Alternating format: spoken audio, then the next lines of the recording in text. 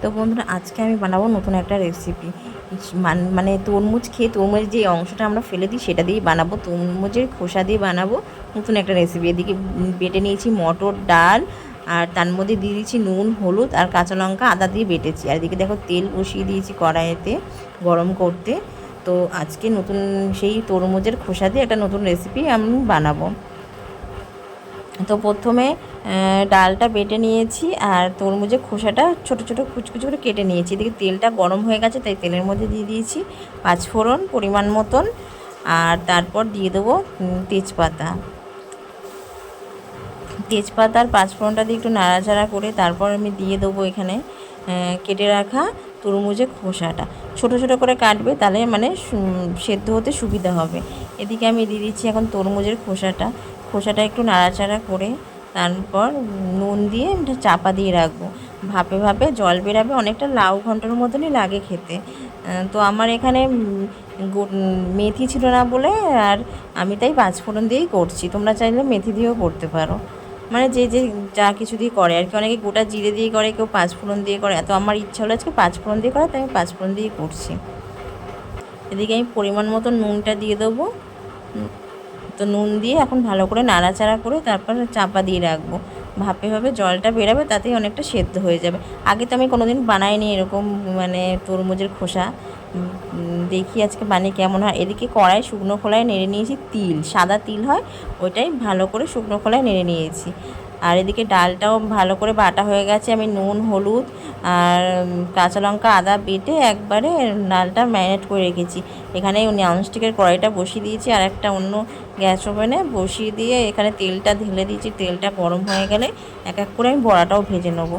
তো আজকে প্রথমবার বানাচ্ছি, জানি না কেমন হবে, আশা করছি ভালো হবে। তো চলো বানিয়ে নিই, তোমরাও চাইলে বানাতে পারো, দেখতে পারো বানিয়ে কেমন লাগে খেতে। তো এক এক করে আমি বড়াটা ছিঁড়ে দেবো। মটরটা যে বেটে রেখেছিলাম ওইটারই বড়া ভেজে নেবো।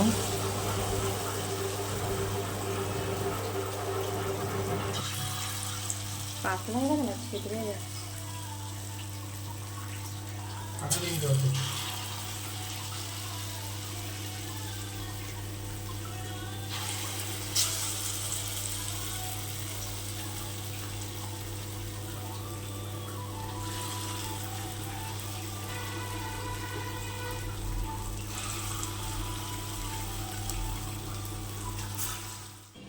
বড়াটা দেখো তেলে ডালটা দেওয়ার পর লাল লাল হয়ে গেছে বড়াগুলো। এখন নামিয়ে দেবো। এই তিলটা দেখেছিলি শুকনো খোলায় নেড়ে রেখেছিলাম, ওইটা বেটে নিয়েছি। প্রথমে শুকনো করে বাটতে হবে, তারপর জল দিই। এখানে নুন দিয়ে মজে এসে অনেকটা তরমুজের এটা। তারপর আমি এখন হলুদ দিয়ে দিলাম, হলুদটা দিয়ে ভালো করে নাড়াচাড়া করব। আর একদিকে দেখো বড়াগুলো ভাজা হচ্ছে।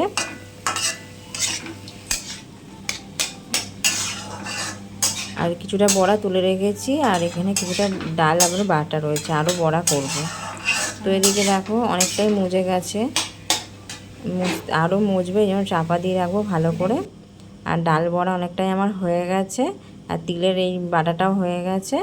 এখন কড়াইতে আমি দিয়ে দেবো, আর কটা কাঁচা লঙ্কা চিড়ে দিয়ে দিয়েছি। এটা তো একটু মিষ্টি মিষ্টি ঝাল ঝাল হবে। তো আমরা যেহেতু চিনি খাই না, সেই জন্য বাতাসা একবারে তিলের জলের সাথে মিশিয়ে রেখে, তিল বাটাটার সাথে মিশিয়ে রেখেছিলাম, ওর মধ্যে একবারে দিয়ে দিয়েছি। এখন তিলের জলটা দেওয়া হয়ে গেছে, এখন ভালো করে নাড়াচাড়া করে নেব। আর তারপর লাস্টে বড়াগুলো দেব।